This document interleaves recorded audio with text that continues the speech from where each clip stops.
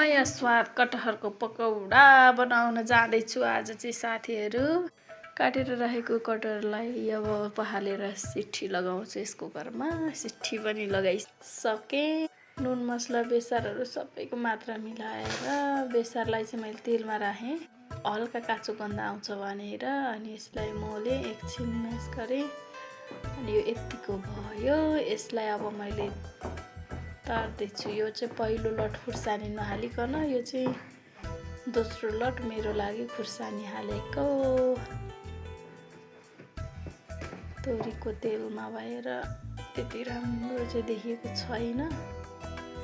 हातले हाल्दा अल्छी लागेर फेरि चम्चा युज गरेको। सब्जी बनाउनको लागि गोलभेडा र हरियो खुर्सानी पनि काटेर रेडी गर्दैछु। एकजनाको लागि भनेर थोरै काटेँ। पकौडा बनाएर रहेकै भाँडामा थोरै तेल थपेर गोलभेडा खुर्सानी मसला थोरै नुनहरू लगाएर डढ्नलाई चाहिँ पानी हालेँ। अब 2-4 वटा पकौडा हालेर सब्जी पनि पकौडा